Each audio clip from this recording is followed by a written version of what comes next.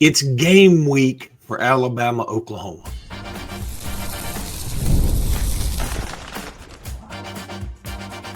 You are Locked On Bama, your daily podcast on the Alabama Crimson Tide, part of the Locked On Podcast Network, your team every day. Hey, everybody, and welcome back into Locked On Bama, AHSA Radio Network's Luke Robinson. That's me. Alabama internet legend Jimmy Stein, that's him. Want to thank you every day for joining us every day because you have helped make Locked On the #1 sports podcast network. And it's too early for me to talk, apparently. This episode is brought to you by FanDuel. We want to thank FanDuel, and we'll tell you more about FanDuel.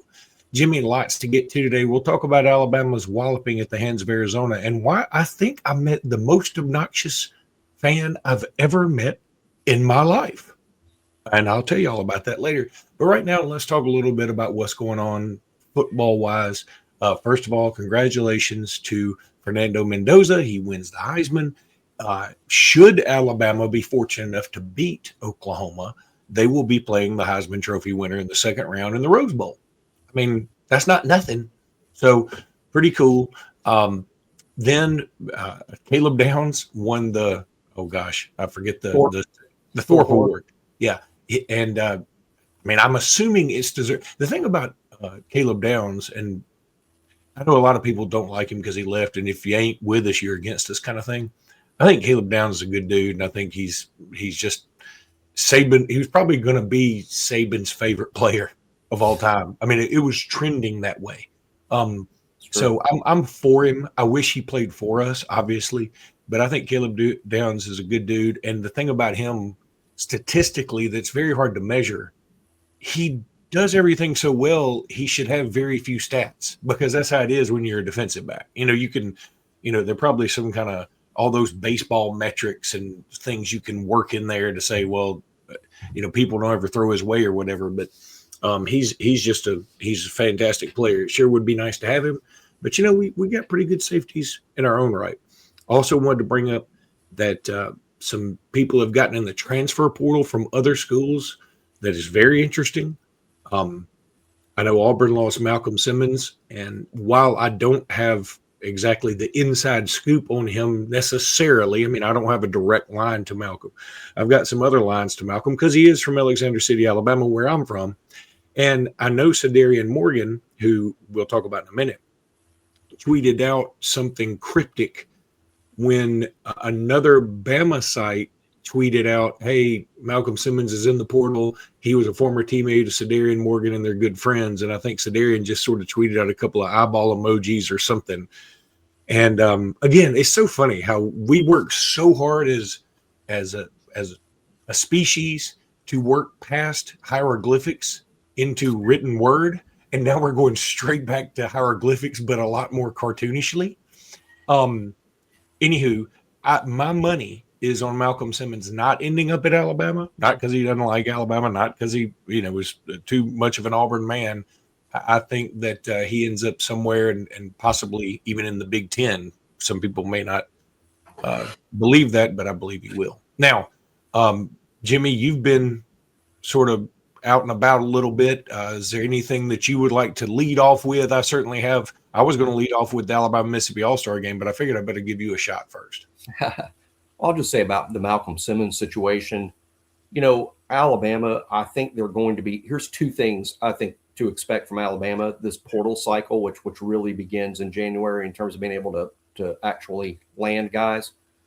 I think Alabama is going to be active in the portal or even very active in the portal, but I don't think Alabama is going to be a big spender in the portal. They might spend big in a couple of spots. For instance, I think they might try to find an offensive tackle. They might try to find a defensive tackle.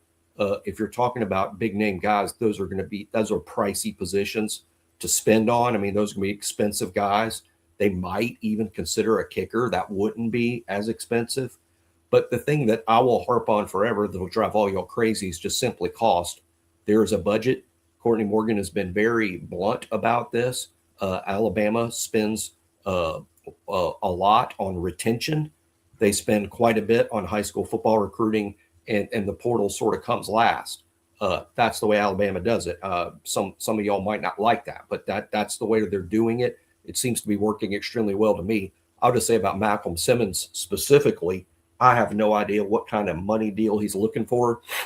But with Alabama likely bringing back Ryan Williams, Isaiah Horton, Latsier Brooks, Rico Scott, Derek Meadows, and bringing in C.D. Morgan as a high school player, I will be shocked if Alabama spends big on a wide receiver in the portal. It makes no sense to me whatsoever, unless Alabama has some unexpected attrition from the wide receiver spot. That could happen. But spending big on a wide receiver in the portal, I don't see that happening. Now, maybe Malcolm or another wide receiver is like, you know what? Alabama, get me to the NFL. I want to play at Alabama for Alabama. I don't need a lot of money to do it. I just want to play at Alabama. That's different. Because Alabama will have room. Will they have it in the budget? Some kids don't demand a lot of money. They just want a spot. So a lot of unknowns there with a Malcolm Simmons or anyone else. But spending big for a player in the portal at wide receiver, that would be really, really surprising to me. There have been some other dudes all around the SEC that have gone ahead and declared their intentions either to enter the draft or enter the portal. Too many to mention necessarily, but the reason I bring up Auburn is because I'm probably more familiar with them, and because they're our biggest rival. But the lineman that came over from Virginia Tech to Auburn also declared for the NFL draft, just like Keldrick Falk did. And my first thought was, the NFL may say, "Are you, a lineman from Auburn declared early?" I mean, did they not watch their own film? He didn't make first, second, or third team All SEC, no, did he? I didn't think so. I didn't think he performed. I mean, most Auburn fans wanted him replaced. Yeah, that's a little surprising. I mean, but I don't know what his eligibility. I don't know too much about the kid other than he didn't appear to be that great. Yeah. But all right, good luck to him. I do want to talk about the Alabama-Mississippi All-Star game. I was thrilled to death with the performance of Alabama guys. First of all, Sadarian Morgan, who I mentioned earlier, he mossed a couple of dudes. He just, in an all-star game, he just went up over two guys who were in position. Their coverage was not bad, but it was an 8-yard touchdown, sort of a fade pattern, and it wasn't the best throw I've ever seen, but he sort of went over them and then backed down with his hands, grabbed the ball sort of in front of their faces and then pulled it back. He was also interfered with, and they called it. So it was a heck of a catch. But he caught it anyway. I saw the play. He caught it anyway. I mean, he was interfered, but he caught the ball. One thing about C.D. Morgan, we've talked about this before about him. Dude, I am 100% convinced for a prospect, and I hate getting, assuming much about how he'll handle the transition to college. He will be a contested catch monster. Mm-hmm. He will be amongst the best Alabama has ever had at catching balls in traffic or while covered. I'm convinced he'll get off the bus, maybe the best in the wide receiver room at Alabama at that very important trait. Now, that position also requires you to run routes and gain separation. I think that's the question with him. Is he going to be able to gain separation against SEC defensive backs and get open and make big plays, or is he just a contested catch guy? I think that's the question with him, but I'm highly optimistic as to how it's going to work out. Well, and the bright news for everybody is that's probably the one thing we missed in the receiver room, contested catches. Yep. I mean, think about the Georgia game, this past one, the bad one, where Ryan Williams goes up and he's contested, but it hit him right in the hands. You got to catch that. Think about Jeremy Bernard, who I think is awesome. Hit him right between the numbers. Now, there were a bunch of people around. It's hard to see the ball. I probably couldn't have caught it. I'm not saying it was an easy catch, but I'm saying I would consider that a contested catch. Isaiah Horton in that same game early on had a couple of drops that were contested. He had drops. He had drops against Georgia. You hesitate to call them contested. I was saying Zay Horton has the best hands on the team, and he had drops against Georgia. It was a team. It was a team issue. Ryan gets a lot of attention for those drops. He's earned that with too many drops, but it has been a team-wide issue at times. Yeah, we're going to talk more about this Alabama-Mississippi All-Star game because a very familiar name won the MVP. Let's start with a little aura frames, why don't we? The holidays are officially here, which means gift hunting season is on. And if you want something meaningful, personal, and guaranteed to get a reaction, that's Aura Frames. It's a gift that delivers every time, not just some of the time, all the time. It's not just something you wrap. It's a way to share memories because Aura isn't your average picture frame. You can preload the frame with photos before gifting it. So when they plug it in, memories are already there. No apps to figure out. Thank God. No setup headaches, just instant smiles. You know, you got grandparents or parents or, you know, some newlyweds or some cousins or whatever. Anyone who loves photos, Aura Frames is what they want. They told me. Packaging comes gift ready, no price tag, no wrapping needed, huge win. For a limited time, save them the perfect gift by visiting auraframes.com to get $35 off Aura's best-selling Carver Matte Frames. Named #1 by Wirecutter by using promo code COLLEGE, that's all one word because it's only one word, at checkout. That's AURAFrames.com, promo code COLLEGE, all one word because it's only one word. This deal is exclusive to listeners and frames sell out fast. So order yours now to get it in time for the holidays. Support the show by mentioning us at checkout. Just say, hey, Locked On Bama, and I want, $800 in Aura Frames. They'll be happy you called them. Terms and conditions apply because they apply to everything. And go get your Aura Frames. What are you doing? Worst marketing ever. Like, if you just got a commercial, you go, hey, come buy our stuff. What are you doing? I still like Who Framed Roger Rabbit. Yeah. I think that should be the tagline. What was the other one? I had one too that I've been framed. You've been framed by Aura. There was one other one. I thought. It doesn't matter. Who cares? I want to thank Joshua for coming up to me at the game. I want to thank Michael Southern, who is a host on here sometimes, and he Asian Jimmy, as most people like to love him, and he was directly across from me at the BJCC last night. And so the only way we could communicate via text, but like two children who are in their 50s, we decided, I said, hey, hold up your phone light. He held up his phone light. I held up my phone light. And they were like, yeah. And my wife was like, don't you see him a lot? I was like, I don't know. Like, are you 6? It was so stupid. And I also had somebody from Twitter say that they gave me I remember saying, hey, Locked On Bama, and I didn't know who it was. And he announced himself on Twitter. I'll bring him up in a minute when I pull back Twitter up. But let's, so Alabama, Mississippi, E.J. Crowell, Jimmy, as the great philosopher on, what was that, Eddie Murray, Coming to America, once said, that boy good. He was the MVP, 10 carries, 61 yards, had a touchdown. He had 2 other touchdowns legit. He had one touchdown before Sedarian Morgan's touchdown, but it was called back. It was like a 1-yard run. No, excuse me. It was like a 10-yard run. They called him down at the 1, which I thought was erroneous. And then Alabama got pushed back some, and they eventually threw it to C.D. Morgan for a touchdown. Then he had about a 20-yard run where, like, everybody was around him, and he just hit the sideline somehow, like he just got out of there. And then he had apparently a 49-yard run, which I didn't even see. So he's just that dude. I'm telling you, E.J. Crowell is coming in to take no prisoners. Now, I will say this, too. For those who don't remember, Ryan Williams also had a magnificent Alabama-Mississippi All-Star game. I believe he was the MVP. And he was. By the way, Malcolm Simmons was also in that game and had a good game. He had a 90-something yard touchdown, I think. But so what I'm saying is, yes, be excited. But I guess I'm still sort of thinking like E.J. Crowell skipping a whole year of high school. If it's a big deal for a wide receiver, it's a monster deal for a running back, I would think.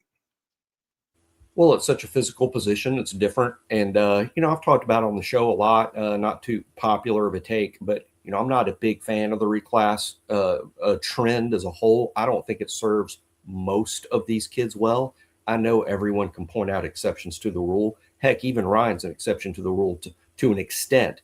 But I would point out that guys like, for instance, here's a reclass guy, LT Overton. How good would he be if he got to play another year of college football next year? I mean, I think he's probably a day 2 pick, this year, 3rd round, 4th round, could have been a 1st or 2nd rounder. I think had he another year, perhaps. Austin Mack, I think, would have been well served, by being, a year younger than he is, in terms of where he is in his class. I think Crowell is going to be really good right off the bat. I think he'll be a major contender for a starting spot at Alabama, or certainly a contender for touches in his first game against East Carolina. Against East Carolina in September, game 1, I think E.J. Crowell will be a significant threat to be a significant player in the game. I do. But I do worry a little bit about the reclass and the physicality and going from 4A high school football as a junior into the SEC at a physical position. I'll worry about that a little bit, but at the same time, I'm not betting against him. I'll say this too. I think in terms of high school tape alone, he's the most gifted kid in the running back room. I'm going by high school tape versus what we've seen from those dudes in college. And I think A.K. Deere is going to be a really good player at Alabama, but E.J. Crowell is the most gifted running back in the running back room. And hey, good news, folks. I'm not sure when this is going to happen this week, but I think we might start seeing some of these guys as soon as this week at Alabama practicing. E.J. Crowell, Ced Morgan, all of them that are able to enroll or able to start practicing at Alabama. I think we might see it as soon as this week. Yeah, that'd be wonderful, man. And I do think that is also something that could really help EJ. A lot of times when somebody's like, hey, I'm skipping the senior year, well, they're not there for the spring practice of whatever college they're going to. EJ will be. I think that'll help him get acclimated. I'm super excited about him. Really quickly on some of the other Alabama, Mississippi All-Star guys. First of all, there's nothing been more on point than this, more on brand. So I've been looking for the stats for the game, right? I mean, just the box score. That's all I wanted, and I can't find it anywhere. Finally, I went to the AHSA site, and it said, it had all these superlatives about various players, and then it said official final statistics were unavailable due to technical problems with the computer program, which, of course, the game was at Southern Mississippi. And I'm like, yeah, that makes sense. I've been there. I'm pretty sure Southern Mississippi's athletic department bought their computer system at Jimmy's garage sale.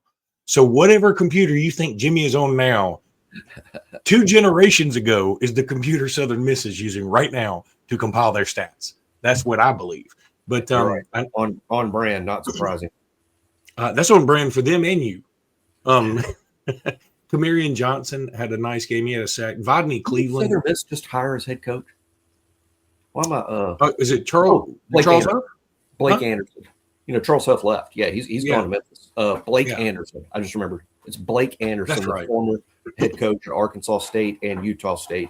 Not crazy about that hire, but I know it's disappointing to them that Charles Huff left right after he got there because he clearly is a good football coach. Oh yeah, he's good. Kamarian Johnson had a sack. Vodney Cleveland had 2 big second-half sacks. Of course, he's gone to North Carolina, but he was committed to Alabama at one point. And there was a lot of certainly a lot of good news from Alabama folks there. And I think it's exciting that some of these youngsters really showed out. This is a great game. I'm going to tell you something. As a guy who's called this game a lot, the kids take this game pretty doggone seriously. I mean, it is a state pride kind of thing, and I believe this is Alabama's 6th win in a row. So I started playing this game when I was a senior in high school, and some of my classmates at Fair Oak participated in the very first game, and that would have been the summer of '88. They've been playing ever since. That's incredible. That's 37 years now. It is. It's cool, and now it goes back and forth between Hattiesburg and I think Montgomery. It was Mobile for a while, and I think now they're doing Montgomery. But anywho, one more quick football note. I just checked the spread, a more local spread here for the Alabama-Indiana game, and it has gone back from Oklahoma -1 to Alabama -1. I think it started out Alabama -1.5, went to Oklahoma -1.5, now back to Alabama -1. And all this really tells us is, these 2 teams are pretty close, and that makes sense. They're the 8-9 game. Yeah, the Sharps bet late, so we don't know what the Sharps will think until Saturday morning. Until Friday morning of the game, when the Vegas insiders, they bet their money late after the full injury reports are known. So we'll see who they side with. I'm still feeling optimistic about Alabama versus Oklahoma. I do think it's going to be tough. I think one thing I've been focusing on the health of the team the most. Like Alabama's got to get healthy, number one priority. But what I don't want people to think is just because you're healthy, it means you're going to win the game. Oklahoma is elite defensively. Now, they have problems on offense, just like Alabama's got some issues on offense. But Oklahoma is elite defensively. You can get completely healthy and play a pretty good game on offense, and Oklahoma is still going to keep you down. Again, I see this game, Luke, in terms of my breakdown at this point, as what I'm going to call the race to 23. I think 23 points wins the game. Did last time. Whether Oklahoma gets to it, whether Alabama gets to it, the race to 23. The loser of this game won't get more than 20 or 21 points. Two best defenses in the SEC, therefore two of the best defenses in the country. Yeah, certainly. They won 23-21 last time. So yeah, it's 23 is a good number for you to pick up. So I worry a little bit about 23 specifically. It's hard to get to 23 if you score 3 touchdowns, unless there's a 2-point conversion or 2 in there. Really, 23, the most common way to get to 23 is 2 touchdowns and 3 field goals.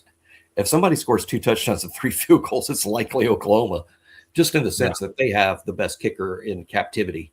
Tate Sandell has been a unanimous first-team All-American. He won the Luke Rosa Award.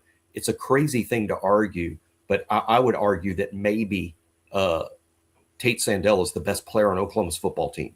And that sounds almost like insulting, but really it's not. He does his job better than anybody does their job on that football team because he's the best there is in the sport. Sandell's got great range. Hey, maybe a cold weather game might affect Sandell a little bit and mute some of their clear advantage that they have at place kicker.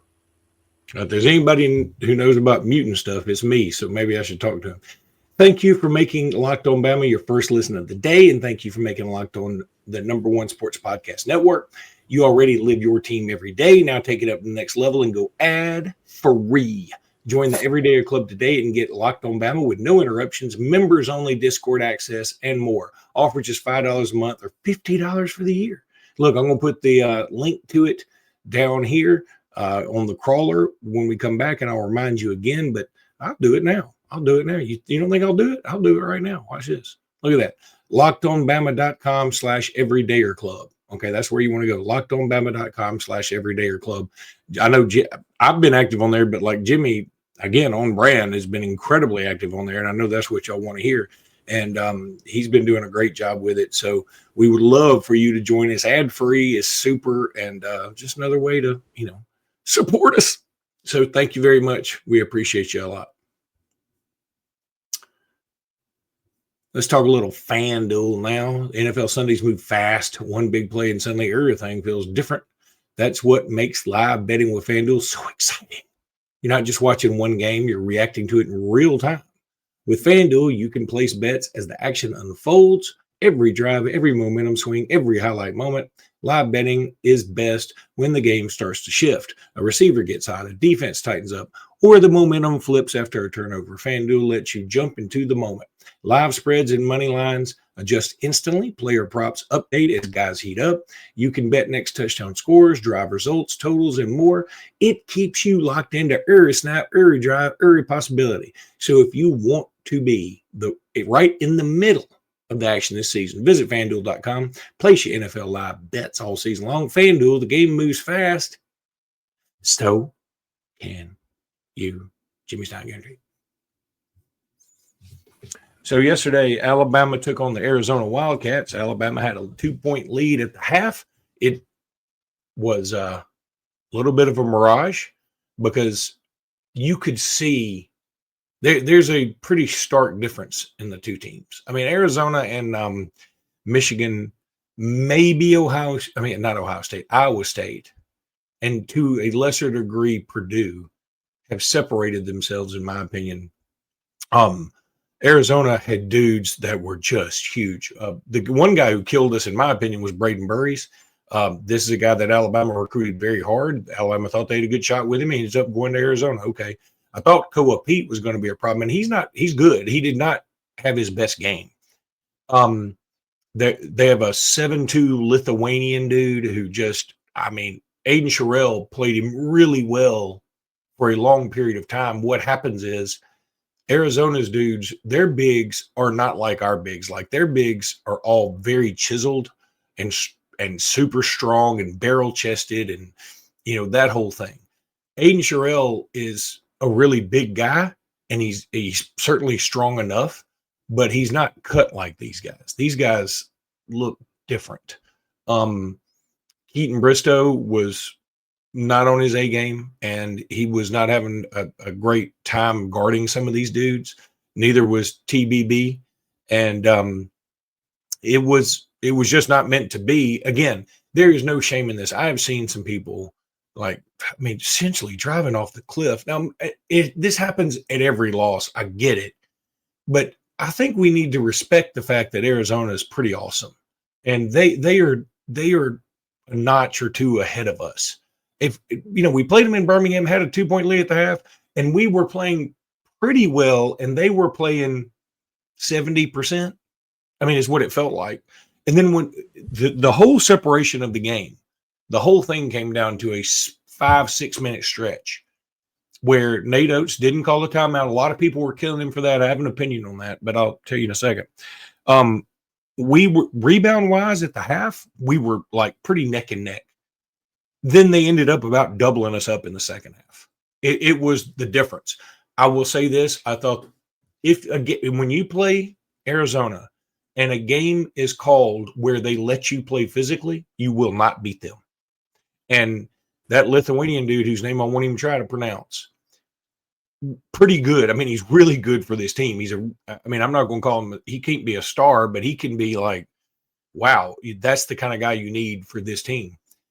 He has an elbow move where he sort of ducks down a little bit and he gives you like this European elbow, and they just won't call it. They just will not call it. And if they don't call it, he's going to score a lot, or he's going to get a lot of rebounds to get position.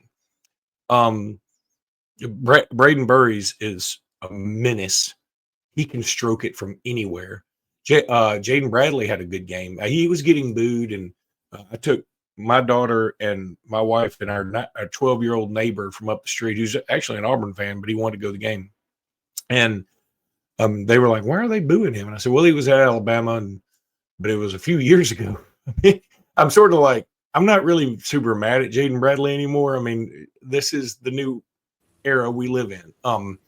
And I think we've also done really well without him. So, it doesn't hurt my feelings. I did want to say this before I forget that. So I looked into some good seats. Fairly inexpensive, apparently, for where we were sitting. Want to thank the good folks over at Night Edie for hooking us up. But there was 3 Arizona fans in front of us. Arizona had a nice little contingent there. I was impressed. And for the most part, I thought they were loud and vocal and pretty nice. But there were 3 dudes in front of us. I'm talking about directly in front of us. And all of them look like they have had some kind of problem with steroids in the past. And they may have gotten over it, but they also could relapse at any minute. And the one in the middle, this guy had on like a navy blue polo that was super tight. You could tell he's at least worked out at some point in his life. But now it's like some of that is leaving him. He's a little older. He's got one of those salt and pepper beards that looks like it's painted on because it's so thin. He looked like, you remember your bully in school, like in middle school? He looked like that bully's uncle, not the dad. Because the dad, had better sense to be like, son, don't go around just pushing people and hitting people and doing stuff. The uncle was like, yeah, you go tell him. You go tell him, do that. We'll do what you say. And that's exactly what this guy was. And that's exactly how he cheered. It was my daughter, who's 9, kept looking back at me and was saying, Dad, what's wrong with this man? And I said, I don't know. And I finally was saying it loud enough for him to be able to hear it, because he needs to know he needs help. Arizona's up 10, right? And they're really starting to pour it on a little bit, and they get called for a foul, which was clearly legitimate. And he was like, fix is in. He looked around like at all of the crowd as if we were to say, boy, you're right. The fix is in. We're sorry. He was one of the biggest jackasses. Huh? Yeah, they won by 21. They won by 50. He's one of the biggest jackasses, and not in a mean way. Like, I've been around people who are meaner. I've been around people who are maybe they're so into their team, like they turn out to be a bad fan because they're so focused, like they don't notice you trying to get into your seat or whatever, that they don't move their legs or whatever. He wasn't like that. He needs to investigate some Rugiet, I bet, because I bet this guy, I don't know. But that was the one thing that I took away from that. I was like, look, I've been a bad fan at times. I've occasionally, I said, I've never been like that. So I'm thankful. And so Arizona fans, by the way, we had a lot of Arizona fans watch Michael Southern and me and said, man, I really enjoyed the show. And so if y'all know this guy who looks exactly like how I described, tell him he sucks from Luke. Anyway, I don't think a loss to Arizona means a whole lot. I mean, as a matter of fact, I look at it the same way I look at the losses to Purdue and Gonzaga. The only people that should be upset, about how could you lose those games to Purdue, Gonzaga, and Arizona? Those are elite teams. Any of the three could win the national championship. I don't know what Alabama fan went into this year believing that Alabama had the best team in college basketball. We certainly didn't say that here. We just said that Alabama would be very competitive when it comes to making the tournament and advancing, but no one was promising anyone that Alabama was the best team in college basketball. I do think the key to the drill here for Alabama is you've got to be playing your best ball at the end of the year. I mean, everything's got to be done to build and build and build, then play your best basketball that you're capable of in March.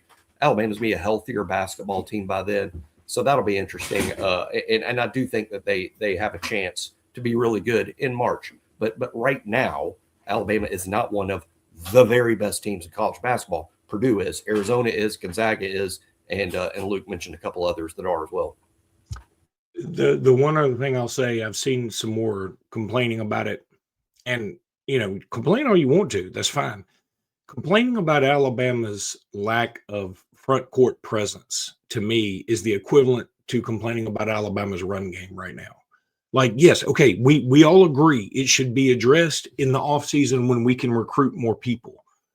However, this year, it ain't changing. It just isn't changing. I mean, Aiden Terrell had maybe his best first half at Alabama. And then in the second half, I mean, Arizona sort of made him not look quite as good. And that, again, that's okay. Keaton Bristow is too thin to push around Koa Pete and whoever that Czechoslovakian guy was. And they have Toby Awaka, by the way. Remember that guy from Tennessee? He is a brute, Jimmy. And so they bullied us a little bit. I don't mind it. It's not the end of the world. We're going to finish the rest of the non-con undefeated the rest of the way. And then we're going to welcome in a Kentucky team. Let's be happy. This is we're good, man. We can't beat Arizona. We might not be able to beat Purdue. We probably can't beat Michigan. Okay, but don't get this whole thing. Nate has to do this. No, what Nate has to do is sit around, cash checks, and be happy in Tuscaloosa. That's what I think Nate has to do, because Nate's doing the best job anybody's ever done in this position at the University of Alabama. Agreed? No question that's true. And just keep recruiting, keep putting yourself in this position. By the way, I think Alabama is a serious contender to win the SEC, which would be a remarkable achievement. I expect Alabama to be in significant contention to win the league. And again, I think before Nate got here, Alabama had only done it 6 or 7 times. Right.